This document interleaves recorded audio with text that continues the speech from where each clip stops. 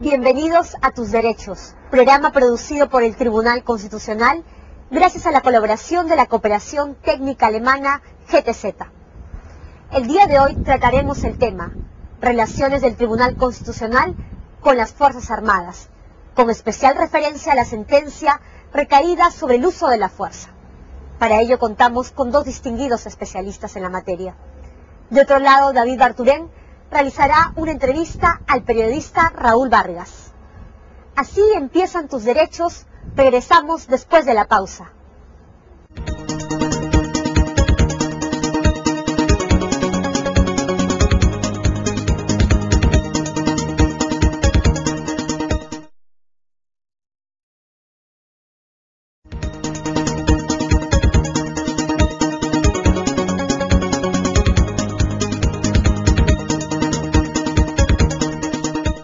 Amigos, continuamos con Tus Derechos.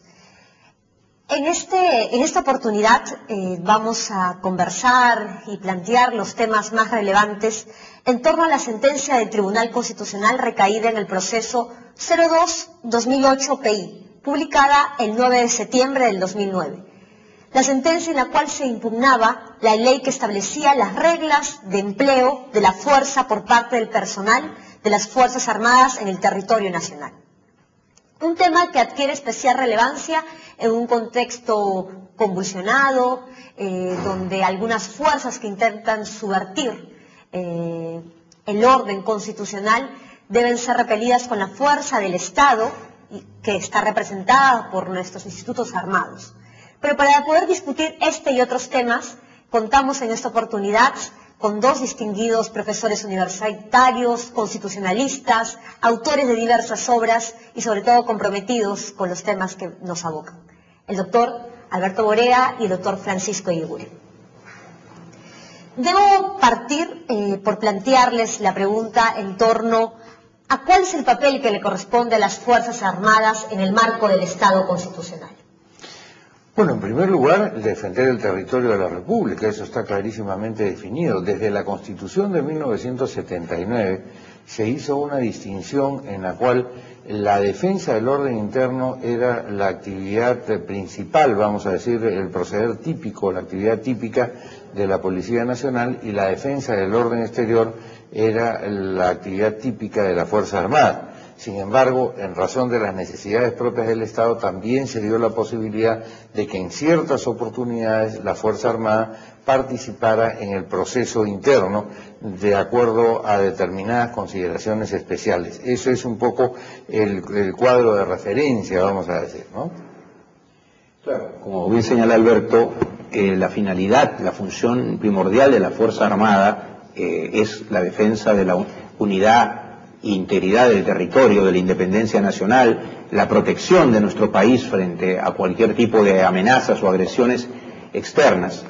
Y solo de manera complementaria o secundaria, cuando la Policía Nacional no se da abasto o sea necesario acompañarla en su tarea de control del orden interno, es que la Fuerza Armada viene a tener una relación con los ciudadanos. En verdad, lo normal es que la tarea habitual de la Fuerza Armada no la vincula cotidianamente con el ciudadano. Para el control del orden público, la seguridad, la persecución del delito, la paz social, está la policía.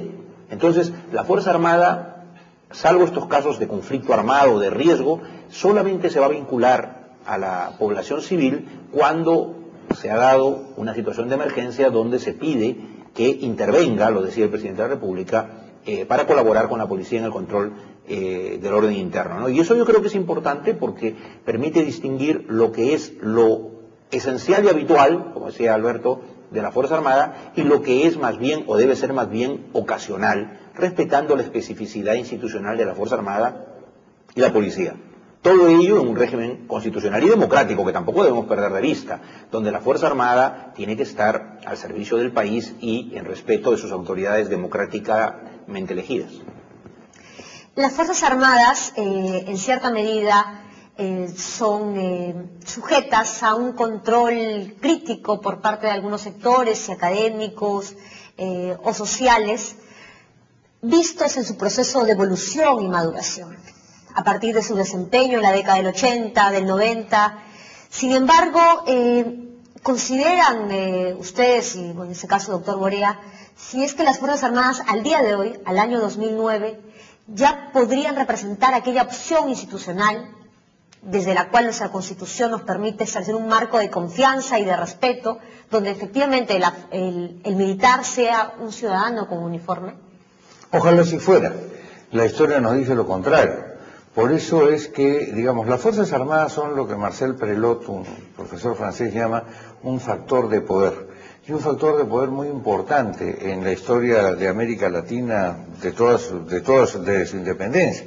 En consecuencia, si el derecho constitucional busca limitar el poder, no solamente debe hacerlo, y esta es una tendencia moderna del derecho constitucional, con los denominados poderes políticos, sino en general con cualquier poder que pueda aparecer que viole o que transgreda o que invada el campo de los derechos de las demás personas o que impida que el Estado cumpla con sus competencias esenciales, como son la de garantizar el orden. Porque sin orden no hay ni justicia ni seguridad posible, y por lo mismo es que también las Fuerzas Armadas tienen que estar controladas en ese proceder, y bien se hace en dictar normas que limiten y decidan cuál es el campo de acción de las Fuerzas Armadas. Es decir, las instituciones están compuestas por hombres, los hombres somos seres que tenemos virtudes pero que también tenemos defectos, los integrantes de las instituciones tienen aspiraciones pero también tienen ambiciones, y en consecuencia hay que ver la manera de impedir que las ambiciones prosperen a costa de lo que los miembros de la comunidad nacional hemos querido y nos hemos planteado como, digamos, meta, como carta de navegación que está establecida en la Constitución. Si salen de ese campo, si exceden esa tarea, naturalmente tiene que ser controlado ese ejercicio del poder, y también pasa con las Fuerzas Armadas.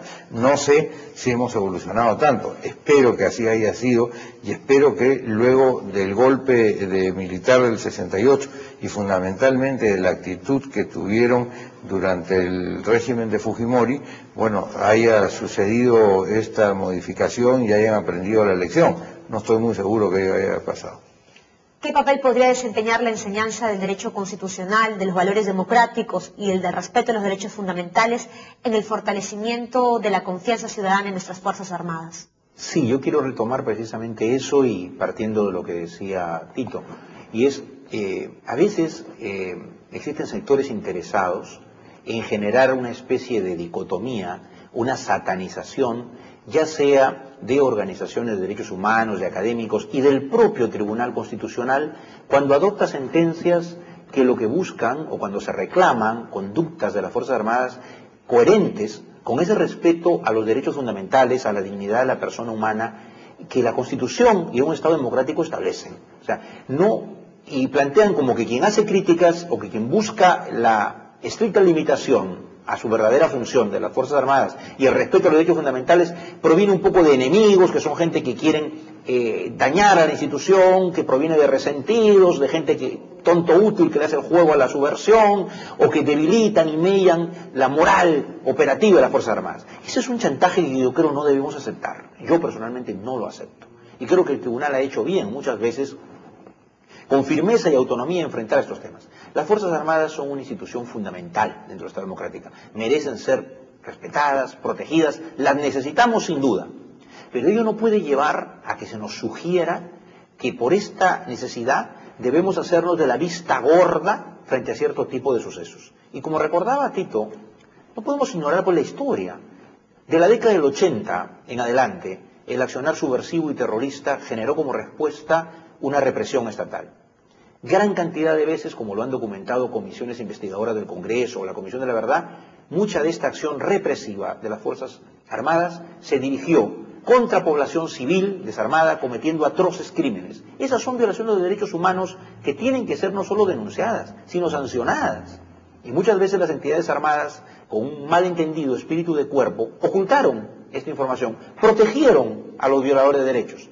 Y muchos políticos hacen campaña diciendo este ataque a las instituciones de las Fuerzas Armadas les impide enfrentar la subversión. No, lo que se está planteando es que se debe combatir la subversión con firmeza, pero dentro del respeto de las reglas de los derechos fundamentales, la Constitución y los tratados que el Perú es parte. Y eso no es ser ingenuo, eso no es ser un tonto, eso es que exigir que los derechos de los demás ciudadanos y los míos se respeten, que la Fuerza Armada no actúe como actúa un delincuente terrorista.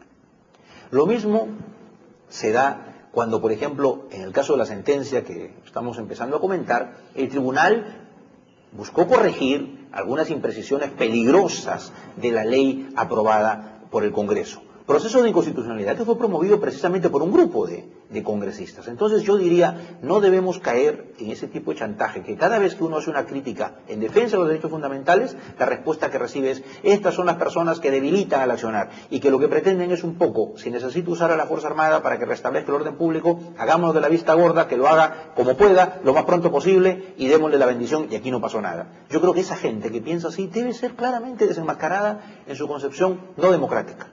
Y por último, no olvidemos también que durante el régimen de Fujimori hubo una cúpula militar claramente comprometida con el régimen antidemocrático, autoritario y corrupto. Restablecer la autonomía, independencia institucional de la Fuerza Armada, su profesionalidad, es una tarea que no se construye de un día a otro. Recojo las palabras por ustedes señaladas, se trata de afianzar y dignificar la figura también del operativo militar y de la institución de las Fuerzas Armadas de cara a los grandes retos y desafíos que va a enfrentar el Estado constitucional en este contexto especialmente grave, como hemos señalado. No se trata de atacar o de una crítica inmotivada, sino de construir todos aquellos que tengan una palabra informada, como nuestros invitados, y también el Tribunal Constitucional en lo que le corresponda, las Fuerzas Armadas que necesitamos y que esperamos todos nosotros como ciudadanos. Entrando a la materia que nos convoca, la sentencia del tribunal. ¿Qué específicamente trata esta sentencia? ¿Cuál es su materia de pronunciamiento? Y comparte usted las definiciones que realizó el tribunal en torno al uso de la fuerza letal, al concepto de acto hostil por enemigo. Bueno, el tema central de la acción de inconstitucionalidad era el de determinar si efectivamente las Fuerzas Armadas pueden participar en el proceso de defensa, mejor dicho, de defensa del orden interno en situaciones que no son aquellas declaradas por el presidente como estado de emergencia, de acuerdo a lo establecido en el artículo 137 del documento de 1993. En consecuencia, ese fue el pedido original. Si es que no caben dentro de esta actividad las actividades o las posibilidades de participación de las Fuerzas Armadas cuando, por ejemplo, se le pide un refuerzo para combatir el terrorismo, el narcotráfico o cualquier tipo de alteración del orden interno que por su magnitud y aun cuando no se haya declarado todavía un estado de emergencia, convoca la necesidad o clama por la necesidad de más ejercicio de la fuerza para defender el orden. Lo que hay que decir en primer lugar es lo siguiente: el orden es un valor social y en consecuencia defender el orden es una obligación del Estado, porque sin orden no hay justicia, sin orden no hay democracia y por lo mismo el Estado tiene que garantizarle a los ciudadanos que tiene derecho a reclamar por los canales establecidos por la ley y además tiene derecho a una paz que no sea alterada por otras personas que, desconociendo las normas, cometen distinto tipo de delitos. En ese sentido, el instrumento con que cuentan los estados, y especialmente en este caso el Estado peruano, es primero la Policía Nacional y solo de manera excepcional la Fuerza Armada. Porque, como ya hemos dicho, la función típica de la Fuerza Armada es la defensa del territorio nacional, porque además sus miembros están formados naturalmente no para conversar, sino para exterminar, para eliminar. Esa es la idea de una Fuerza Armada disuasiva frente a las amenazas de los países, digamos, vecinos. Pancho ha hecho hace una intervención, yo creo, una clara determinación de lo que es la defensa del orden dentro de los derechos humanos, y como coincido con él, no la voy a repetir, pero que es fundamental que esto suceda. Esta es la materia del tema. Ahora, ¿qué hace el Tribunal Constitucional? El Tribunal Constitucional actúa ya y declara constitucional, digamos, la norma en cierta medida e inconstitucional en otra, y además declara, y esto es bien interesante desde la perspectiva de lo que puede hacer el Tribunal Constitucional, declara constitucional si se entiende además que, es decir, que es una de las funciones que en el derecho constitucional y en las capacidades modernamente entendidas del Tribunal Constitucional se dan precisamente para evitar la nulidad a rajatabla de la ley que de otra manera, de acuerdo al propio raciocinio del Tribunal Constitucional, hubiera tenido que ser declarada. Con este tipo de instrumentos del derecho, la norma ha sido, digamos, de alguna manera salvada. Ha habido una suerte de, digamos, interpretación favorable, concorde con la Constitución, como establecen los principios de integración. Y aunque este ya es un tema un poco más técnico, creo que es importante que lo abordemos y, por cierto, como le toca a Pancho, que es un especialista en el tema, creo que podrá desarrollarlo con bastante precisión. Continuando un poco con lo que nos señalaba el doctor Morea, efectivamente la sentencia del tribunal lo que hace es poder establecer los supuestos excepcionales en los cuales las Fuerzas Armadas pueden intervenir para el control del orden interno. ¿Podría usted desarrollarnos cuáles son estos supuestos excepcionales? Claro, como decía Alberto, el esquema de la Constitución, artículo 137, es que la Fuerza Armada asume el control del orden interno cuando así lo dispone el presidente de la República al haber establecido un estado de excepción, sea de emergencia, en el de sitio casi es una consecuencia natural. La ley establecía además que sin necesidad de declarar el estado de emergencia, la Fuerza Armada podía participar en estas tareas de control o restablecimiento del orden.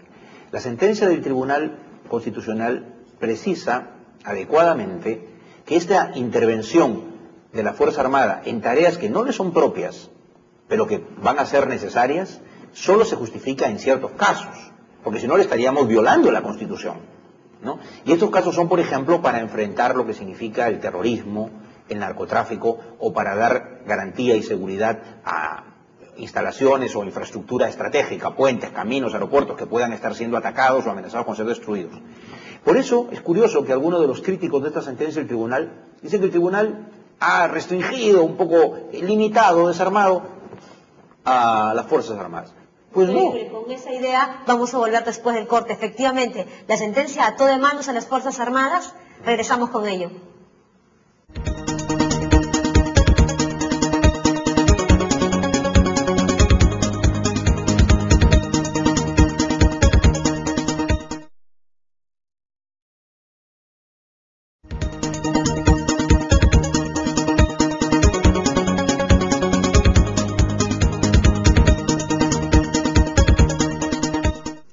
Continuamos con tus derechos. Antes de la pausa, doctora Eguren, usted nos señalaba de que efectivamente habían habido críticas de algunos sectores en torno a los efectos de la sentencia de inconstitucionalidad. Podemos señalar que nuestras Fuerzas Armadas quedaron atadas de manos por el fallo del tribunal, no podrán intervenir en situaciones de emergencia o situaciones especialmente graves como pueden ser las que se viven actualmente en el BRAE.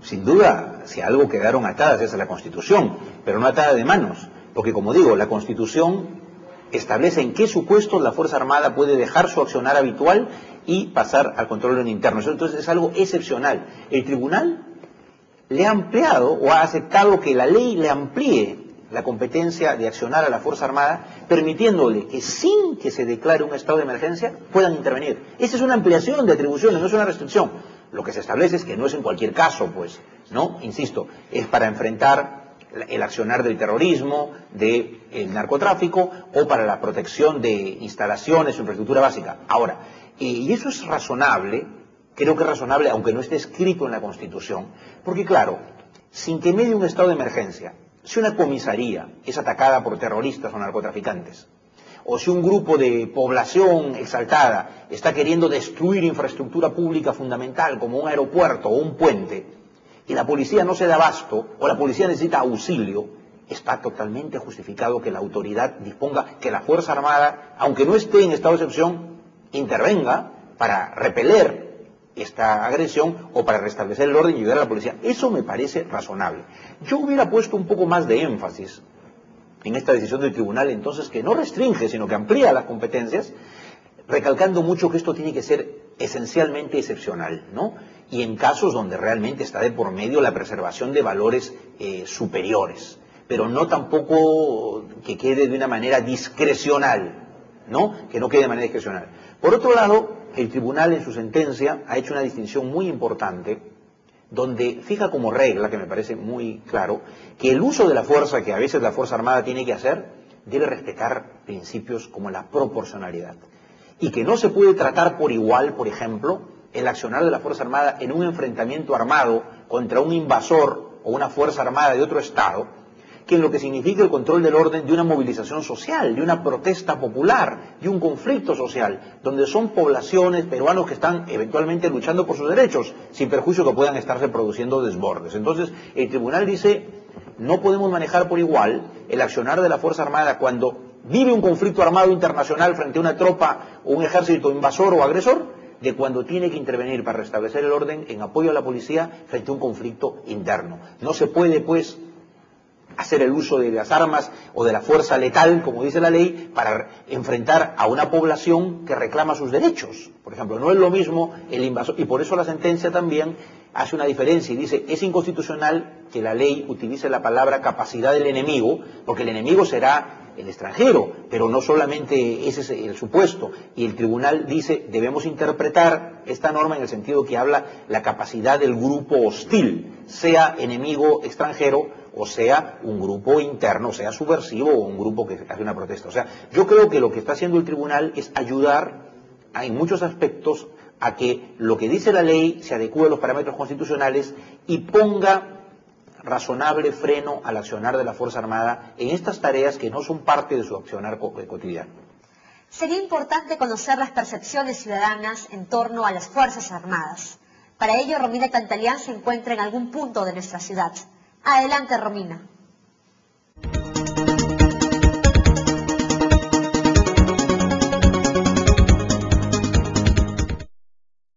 Gracias, Carolina. Efectivamente, el día de hoy nos encontramos en las calles de Lima y vamos a recoger las opiniones de la gente sobre el rol de las Fuerzas Armadas y policiales. ¿Considera usted que el uso de la fuerza por parte de estos debería tener límites? ¿Es acaso que las Fuerzas Armadas deberían intervenir para reprimir los conflictos sociales? Acompáñennos a escuchar las opiniones de la gente. ¿Usted está de acuerdo que las Fuerzas Armadas intervengan para reprimir los conflictos sociales? No, yo creo que el remedio no es ese, el remedio es, a mi juicio, una política más adecuada, una política de pacificación, de entendimiento, de igualdad, de solucionar los problemas, no de reprimir, sino de dar soluciones integrales. Creo que nuestras Fuerzas Armadas, a raíz de los 10 años del gobierno fujimorista, quedó prácticamente para nosotros desatendida, qué sé yo, ¿no? ¿Cree que las Fuerzas Armadas deberían tener límites? No, porque también son abusivos, también se ha visto en el tiempo cómo estaba de hace 4 o 5 años atrás cuando estaba el terrorismo. Abusivos son. Las Fuerzas Armadas, en realidad sí, solamente que a veces en el Perú no se tiene muy bien manejado lo que es el concepto de control, ¿no? Porque inclusive las mismas personas que ejercen el control de autoridad no tienen mucho autocontrol. Y por ejemplo se llevan a sucesos o a eventos como los que han sucedido, pues muertes, ¿no? Vago y todas esas cosas, ¿no? Porque ni siquiera la gente que aplica el control tiene un propio autocontrol. ¿Cree que la fuerza empleada por el personal de las Fuerzas Armadas o los policías debería tener límites en cuanto a la población civil? Sí, en ese aspecto sí, se sobrepasan a veces. ¿Cree que las Fuerzas Armadas deberían intervenir a reprimir los conflictos sociales o manifestaciones, huelgas? No, creo que no están preparados para trabajar con personal civil, ¿no? Bueno, ellos resguardan la seguridad, ¿no? En todos los aspectos. Pero aquí el gobierno es el que tiene que velar porque no haya esa convulsión social, resolver los problemas de manera oportuna. Creo que no, señorita, deberíamos a un paso a tener una guerra y eso no queremos nosotros, queremos paz más bien, pues. Creo que conversando, dialogando, se puede llegar a un acuerdo, ¿no? Creo yo. En determinado momento sí. Cuando el caos amenaza con producirse o hay un desborde que ya pone en peligro la estabilidad jurídica, la estabilidad como Estado, entonces todas las fuerzas de seguridad tienen que unirse para salvar al Estado, para salvar a la nación. Amigos, hemos escuchado las opiniones del público sobre este tema y hay quienes consideran que las Fuerzas Armadas no deberían intervenir para reprimir los conflictos sociales porque es un rol que le corresponde a la Policía Nacional. Sin embargo, otro sector expresa que la Policía Nacional y las Fuerzas Armadas deberían contar con un mayor presupuesto para que exista una mejor capacitación. Seguimos con tus derechos. Adelante, Carolina. Gracias, Romina. Las opiniones del público son diversas, pero por ello son importantes para los órganos constitucionales, entre ellos el Tribunal Constitucional, al momento de resolver causas vinculadas a las Fuerzas Armadas. Doctor Borea, ¿pueden actuar las Fuerzas Armadas en movilizaciones sociales? Bueno, dentro de los parámetros que ha establecido Pancho, en realidad más allá no. La actuación de la Fuerza Armada en la Constitución está claramente establecida. Si se hubiera hecho una interpretación puramente literal de lo establecido en el texto constitucional, si se hubiera hecho una interpretación literal, la demanda debió de ser declarada fundada y totalmente inconstitucional la participación de la Fuerza Armada. Pero los señores magistrados del Tribunal Constitucional, a mi entender, con buen criterio en este punto, hicieron una interpretación sistemática, no solamente del artículo referido al 137, sino de otros artículos, como el artículo 8º, si no me equivoco, y, en fin, el artículo 44, si no me equivoco, del texto de 1993, donde se señala como obligaciones del Estado combatir el terrorismo, combatir el narcotráfico, combatir, digamos, el desorden que pone en peligro el sistema democrático. Y cuando se destruyen instituciones, cuando se vuelan puentes, cuando se llega a circunstancias en las cuales no hay paz social, entonces se está atentando contra el sistema democrático, porque en el sistema democrático la protesta es perfectamente posible, pero también es perfectamente canalizada. En consecuencia, lo que ha hecho, y en eso tiene razón Pancho, la sentencia del tribunal no es limitar a la Fuerza Armada, sino al contrario, abrirle un campo de actuación dentro de lo que son los valores y los principios constitucionales. En la Constitución no solamente se interpretan las reglas, sino se interpretan los valores y se interpretan los principios. Y las reglas tienen que seguir a los valores y a los principios. Aquí lo que ha hecho el Tribunal Constitucional en una clara sentencia aditiva, vamos a decir de alguna manera, ha dicho inclusive, este artículo tiene que entenderse de esta manera. ¿No es verdad? Además del caso de situación de emergencia, cuando efectivamente se trata del combate contra el terrorismo, contra el narcotráfico digamos, se pone en violación las entidades propias del sistema democrático. Y en ese sentido, el Tribunal Constitucional creo que ha actuado dentro de lo que dicta la moderna doctrina del derecho constitucional. Por las aseveraciones realizadas por nuestros expertos, queda confirmado el criterio del tribunal en la materia. Se trata de una confianza frente a nuestras Fuerzas Armadas, así como también ningún impedimento para que puedan actuar en uso racional, proporcional y necesario, en lo estrictamente necesario, de la fuerza letal en el marco de los conflictos internos que puedan originarse. El doctor Borea incidía en el tema de la sentencia aditiva realizada por el tribunal. Esto nos ubica en otro escenario de las relaciones entre el tribunal y el poder legislativo. ¿Resulta pertinente que en este, como en otros casos, el tribunal pueda hacer uso de sus competencias interpretativas en un proceso de inconstitucionalidad? Estoy convencido que sí. Es más, para que no se piense que estamos haciendo simplemente reflexiones o divisiones teóricas, veámoslo en este caso. Como indicaba Tito hace poco, si el tribunal hubiera hecho una interpretación literal del artículo 137 de la Constitución, el permitir, como hacía la ley, que la Fuerza Armada intervenga en asuntos del orden interno sin declaratoria de estado de excepción, es claramente, literalmente, inconstitucional. Hubiera tenido que declarar inconstitucional ese aspecto y, por tanto, en ese tema o en otro, no había ley. Entonces, el tribunal, haciendo uso de su capacidad interpretativa y de su potestad, para ello por algo es el intérprete final de la Constitución, salva la norma. Es lo que a veces algunos críticos a la potestad interpretativa y a la sentencia interpretativa del tribunal no comprenden. El tribunal excede sus atribuciones. Bueno, si creen que el tribunal es una máquina que dice constitucional e inconstitucional, sí, pues, pero eso lo piensa gente que sabe poco del rol de un tribunal constitucional, de lo que hacen las cortes constitucionales más prestigiosas del mundo, y del papel, digamos, salvador de la constitucionalidad de la norma. El tribunal hubiera tenido que declarar inconstitucional la norma, y sin embargo encontró una interpretación razonable que salva esa parte de la norma y dice, pero eso sí, algunos aspectos interpretémoslos de esta manera, ¿no? Y en otros aspectos el tribunal ha preferido exhortar expresamente al Congreso para que bajo ciertos parámetros dicte leyes que regulen mejor y de manera más desarrollada este tema. Entonces, han habido aspectos donde el tribunal aquí ha interpretado y con ello ha adecuado la ley a la Constitución, o le ha puesto parámetros acordes con los derechos fundamentales, y otros donde le ha dicho al Congreso, oye, tú eres el titular natural de la potestad legislativa, dicta una ley que desarrolle y regule mejor los estados de emergencia, dicta una ley en un plazo de 6 meses donde se regule bien cómo es la intervención de la Fuerza Armada cuando debe intervenir en control del orden interno, hazlo tú, pero mientras tanto sigue los parámetros que yo señalo, y eso sí, no perdamos de vista lo que dicen las convenciones internacionales de las Naciones Unidas sobre el uso de la fuerza, los conflictos armados y el respeto a los derechos fundamentales. O sea, yo creo que es una tarea complementaria donde ha interpretado en unos casos la ley adecuándola y en otros ha exhortado al Congreso para que dicte leyes completando las omisiones observadas. El tribunal es un socio del Parlamento. El tribunal coadyuva en sus esfuerzos a poder evitar situaciones de vacío legislativo y salvando las propias leyes dictadas por el Congreso a fin de poder garantizar, pacificar y ordenar el ordenamiento jurídico. Una problemática no distante al tema que nos convoca, que es un poco la jurisprudencia del tribunal en sus relaciones con las Fuerzas Armadas, se encuentra pendiente de resolución un proceso de inconstitucionalidad ahora vinculado a la justicia militar.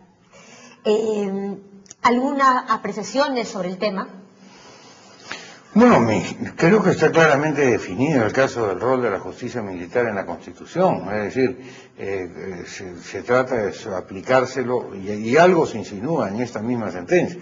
La aplicación de la justicia militar solamente está referida para militares, ¿no es verdad?, y en ningún caso para civiles, salvo los casos de traición a la patria cuando se presenta concordantemente el caso de guerra exterior. Supongamos que el espía que ha sido detenido no fuera el mayor Ariza o el oficial Ariza o suboficial Ariza, sino que hubiera sido el señor José Jiménez o quien fuere, el nombre que viniera a cuento, y esa persona es civil. En este momento a él no se le podría juzgar en este caso por traición a la patria en el fuero militar, sino tendría que juzgárselo en el fuero civil.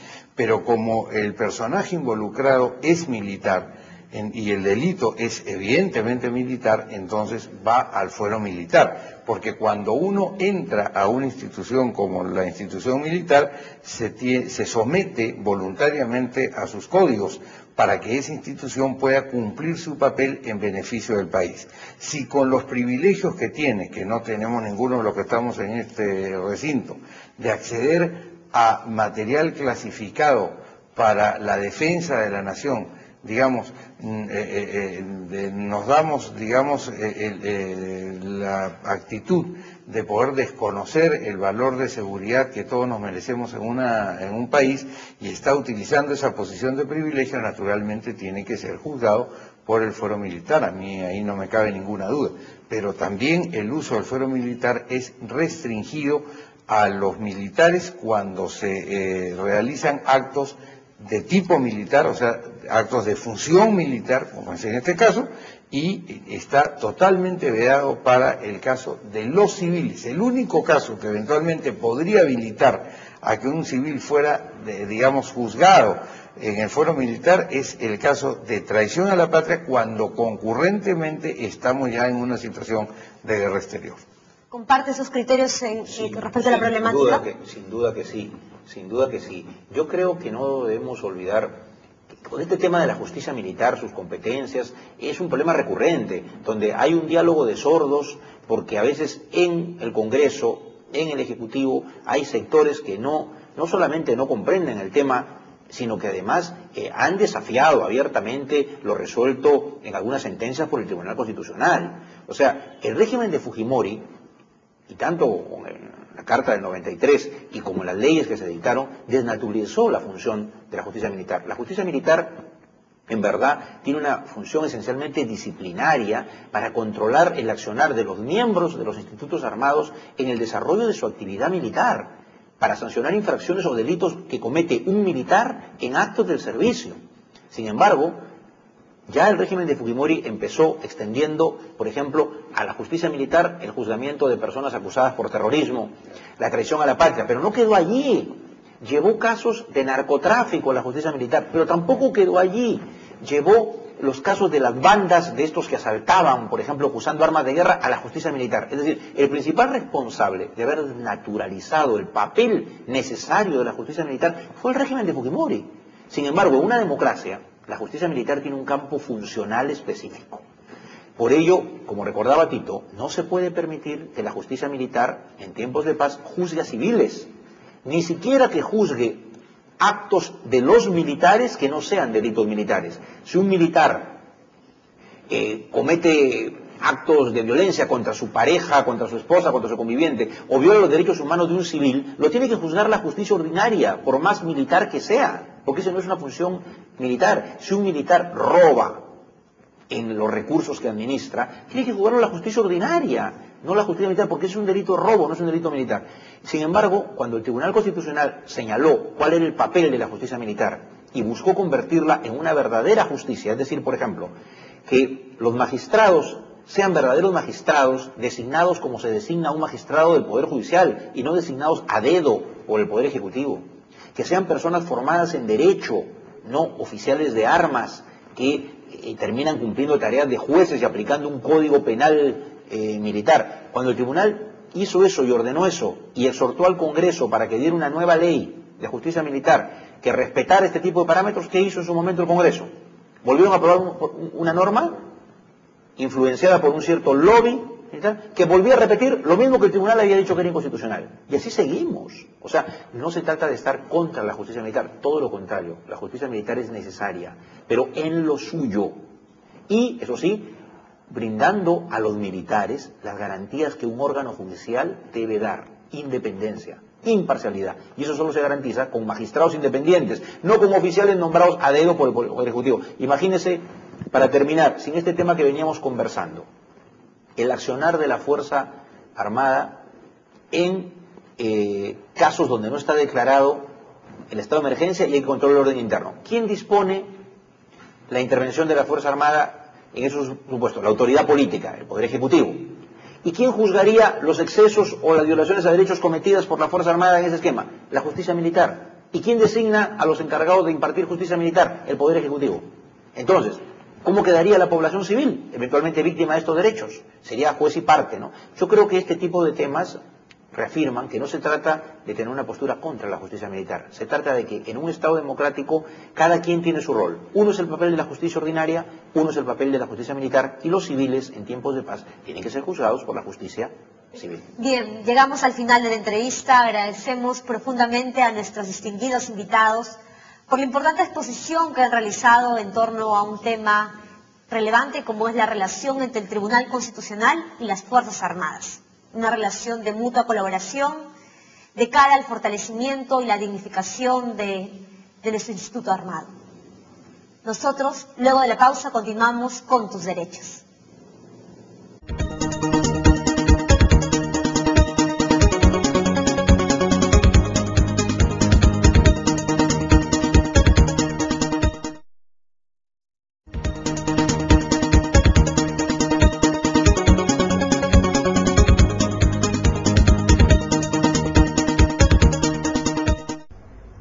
Continuamos con Tus Derechos.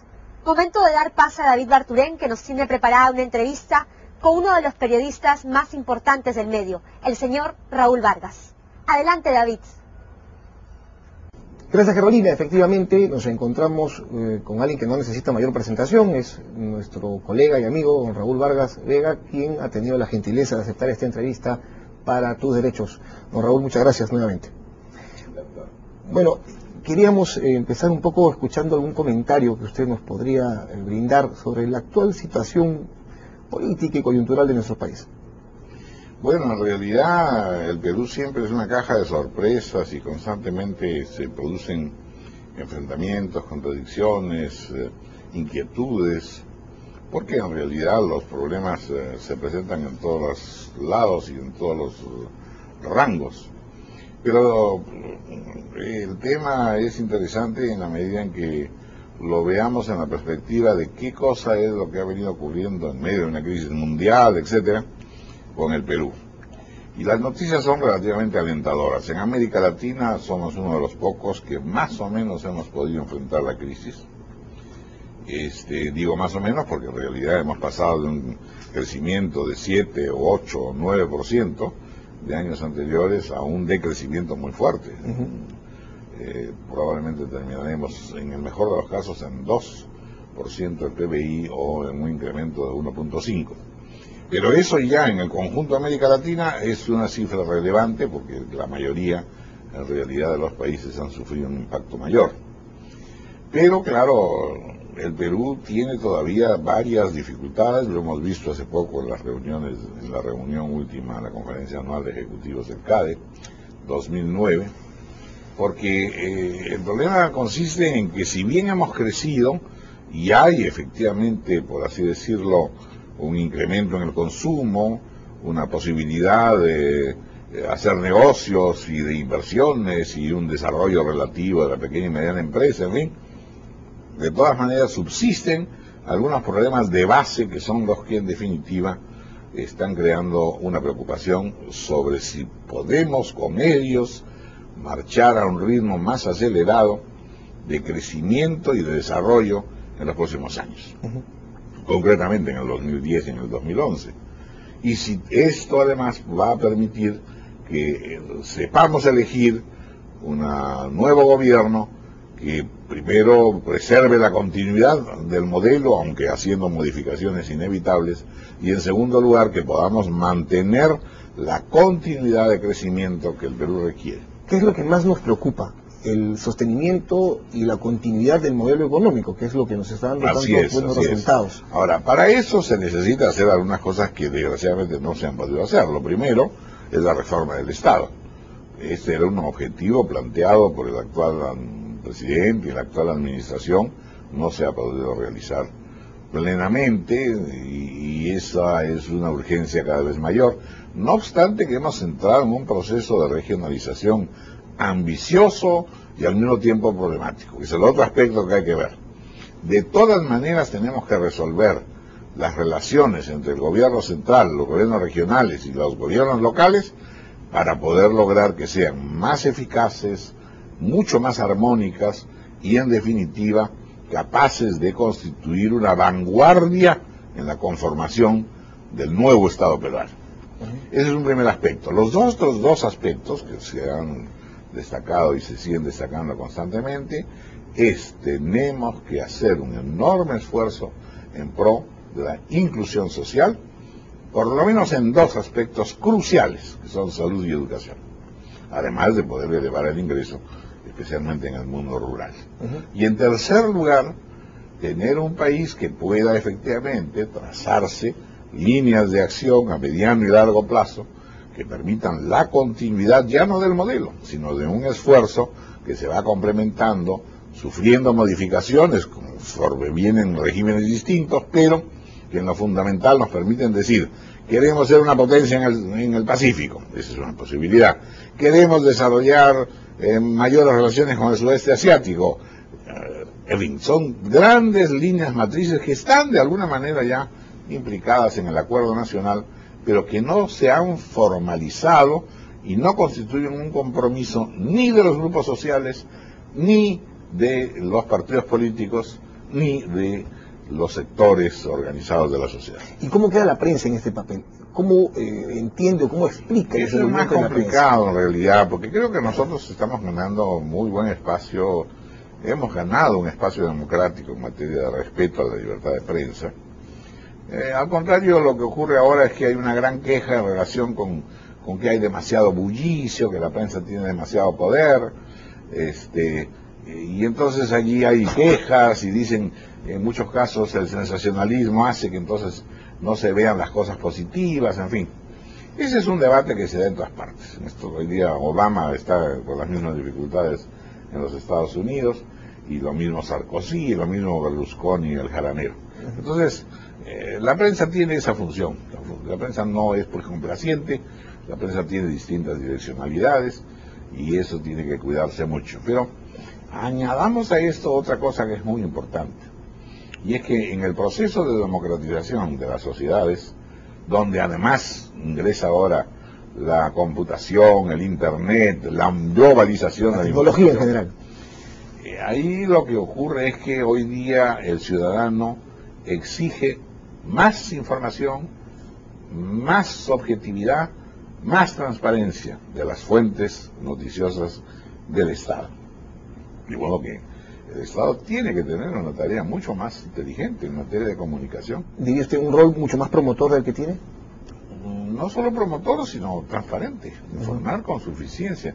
Todos los conflictos que nosotros tenemos en los últimos años, sobre todo en provincias, en el interior, en regiones, en municipalidades, siempre se terminan diciendo lo que ocurre es que no se ha informado lo suficiente.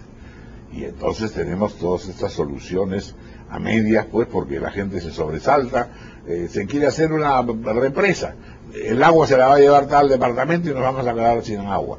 Se quiere hacer otra represa, no, se van a llevar el agua a España. Pero obviamente ahí hay una crisis de credibilidad debido a que la información de parte del gobierno central, igual pasa con el Parlamento, lo más desacreditado del mundo, igual pasa con el Poder Judicial. Las fuentes gubernamentales tienen que saber informar. Bueno, la estabilidad política de nuestro país, digamos que puede estar solidimentándose. Estamos a puertas de un proceso electoral que va a ser amplio, municipales, regionales y después la presidencial, pero usted ha hecho hincapié en un tema que es importante, que es la continuidad del modelo. ¿Qué garantía tenemos los peruanos de que nuestra clase política va a estar acorde con la expectativa que nos podemos cifrar? Bueno, eso no es fácil, eso depende mucho de que en efecto el modelo demuestre que es eficaz y logra ser más inclusivo, logra mejoras ostensibles en la ciudadanía y en sus organizaciones. El crecimiento económico, el presidente de la República acaba de mencionar una cosa real, es decir, la inversión privada tiene que ser mucho más fuerte, por un lado. En segundo lugar, tiene como obligación que hacerlo, puesto que está ganando lo suficiente. No tiene sentido que no se invierta. Aquellas enormes fortunas que se generan, ¿a dónde van? ¿Dónde va todo ese dinero? Pues eso tiene que invertirse en el Perú, respetando que evidentemente al sector privado le corresponde las ganancias que la ley le otorga. Pero el modelo tiene que ser, insisto, inclusivo.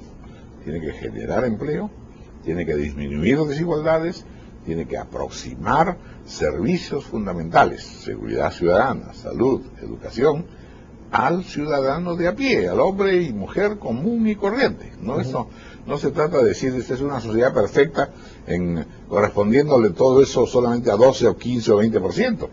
¿Qué pasa con el 80% restante?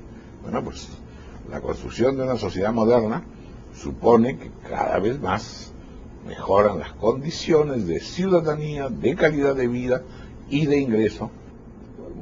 Bueno, las expectativas entonces que tenemos los peruanos están pues llenas de positivismo, estamos entusiasmados con estos avances y que faltan más tareas que realizar, seguro. Uno de los puntos que también son de orgullo de los peruanos y que usted no es ajeno a ello es el tema de nuestra gastronomía. Se ha avanzado muchísimo en el mundo, inclusive en el Perú también. Usted tiene un programa que es muy sintonizado y que ha sido uno de los pioneros en la difusión de nuestra gastronomía, que es La Divina Comida. ¿Cómo se siente al frente de este espacio y cómo mezcla usted la realidad política y coyuntural de nuestro país con pues, los placeres de la vida? Bueno, como todos los peruanos en realidad, por eso es que los peruanos van sobrellevando la vida cotidiana, porque todos comemos estupendamente bien. Esa es una cultura extraordinaria que todo peruano tiene. En el caso de la gastronomía, el fenómeno es muy interesante. Efectivamente hemos crecido, somos hoy día un país que tiene ya una marca en el exterior con respecto a su gastronomía.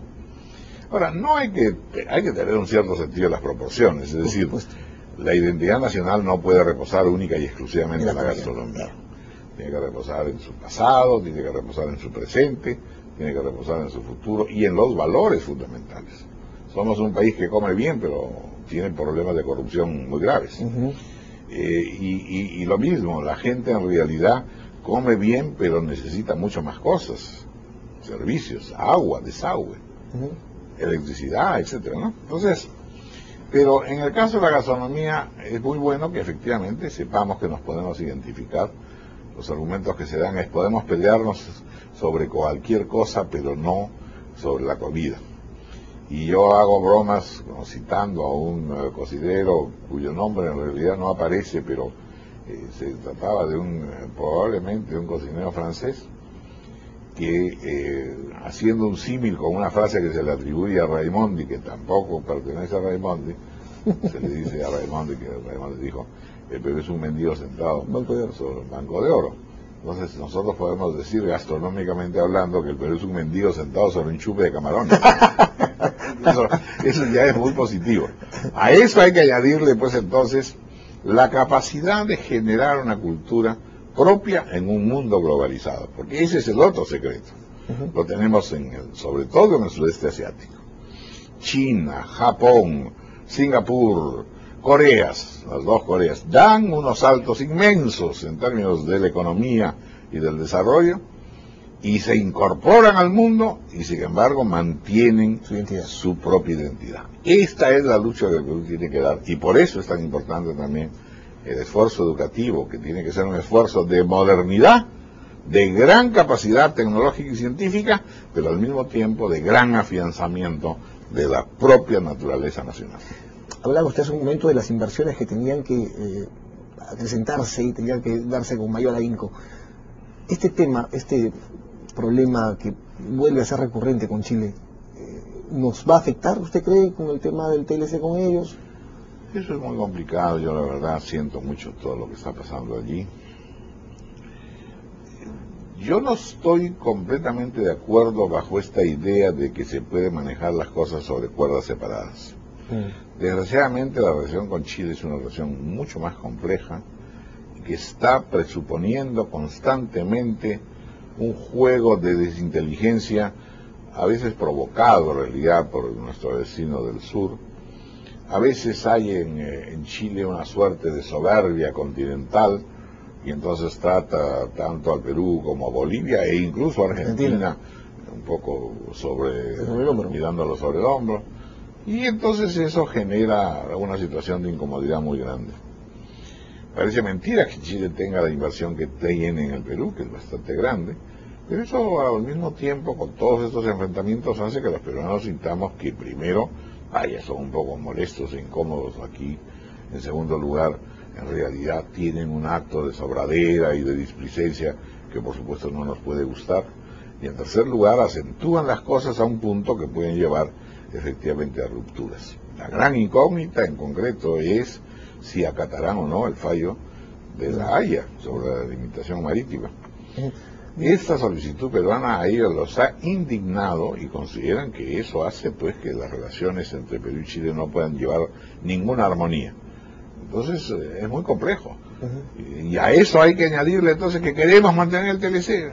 Francamente, si no corregimos y no se corrige Chile con relación a cómo son los entendimientos y las inteligencias bilaterales, desgraciadamente seguiremos con una incompatibilidad que, dicho sea de paso, es una divergencia que nunca buscamos nosotros. Nosotros nunca buscamos la vecindad con Chile, por fortuna no la teníamos. Nosotros teníamos vecindad con Bolivia. La desgraciada guerra del Pacífico nos ha llevado a tener esa vecindad no deseada, incómoda, desagradable. Pero en fin, el destino ha hecho que tengamos que sobrellevar esta amistad. Algunos sugieren que deberíamos aprender de los europeos, que luego de la Segunda Guerra quedaron laceradas muchas heridas y que no hemos sido capaces en más de 100 años de Así es, ese es uno de los problemas de América Latina, esos nacionalismos. ¿Es cultural, don Raúl? Es un problema complicado, pues, porque históricamente, en realidad quien se pone muy belicoso y muy resentido y muy fastidiado es porque en el fondo está mostrando debilidad y desconfianza. Chile desconfía del Perú, el Perú desconfía de Chile, nosotros a veces nos acomplejamos frente a Chile, Chile se acompleja frente a nosotros, por eso quiere el pisco, quiere todo lo que se llame cultura, quiere inventar una cultura pre-inca, que no tiene, que no hay, pues. Entonces, pero todo eso lo que está demostrando son carencias, son debilidades. Para poder ser moderno hay que ser moderno, no estar con los lastres del pasado. Voy a preguntarle algo sin comprometerlo. Quiero que usted me dé una opinión objetiva, o tratar de ser objetiva, con respecto a las últimas sentencias que se han hecho públicas, inclusive en RPP, del Tribunal Constitucional. Bueno, usted sabe que el Tribunal ha recibido fuertes críticas últimamente, ha llegado al punto de decirse el Tribunal Constitucional no debería existir, debería ser una sala de la Corte Suprema, en fin, ¿no? Yo sí creo que el Tribunal Constitucional es un muy importante organismo, como se ha demostrado sobre todo en España, que es de donde nosotros hemos bebido esta novedad. Pero creo sí también que hay un problema allí de la composición y representación de los propios miembros del tribunal. Entonces, que tiene que ser gente que no solamente está fuera de toda discusión, sino sobre todo de una enorme solvencia intelectual y de una respetabilidad nacional muy importante. Entonces, si eso no ocurre, empiezan los líos y los dimes y diretes, y por qué está este y no está el otro, y desgraciadamente no se ha legislado lo suficiente ni se ha terminado de distinguir qué cosa significa el control constitucional, hasta dónde llega, qué fuerza puede tener, y no confundirse pues con un plan sustitutivo o complementario de la legislación que le corresponde al Poder Legislativo. Yo creo que allí hay todavía campos y entrechoques no bien delimitados. Pero sí está de acuerdo usted en que por más desacuerdos que puedan existir con algunas sentencias, nos toca a los demócratas respetarlas y por supuesto acatarlas. Tengo la impresión de que, insisto, lo que tenemos que tener es un Tribunal Constitucional de alta respetabilidad y, en efecto, en ese caso, someternos a esos dictados. Pero si se entra en un terreno en el que hay la menor duda acerca de si en efecto es de incumbencia o no del Tribunal Constitucional, entramos ya en desarreglos que no son para nada convenientes. Bueno, Raúl, le agradezco por la oportunidad. Esperamos que haya otra posibilidad de conversar en otro momento. Muy bien, con mucho gusto. Okay. Adelante contigo, Carolina. Hemos llegado al final de Tus Derechos, programa producido por el Tribunal Constitucional gracias a la colaboración de la Cooperación Técnica Alemana GTZ. El día de hoy hemos tratado el tema relaciones del Tribunal Constitucional con las Fuerzas Armadas. Para ello hemos contado con dos especialistas en la materia. De otro lado, David Barturén entrevistó al periodista Raúl Vargas. Esperamos que el programa les permita a ustedes formar su opinión y haya sido de su interés. Nos vemos la próxima semana.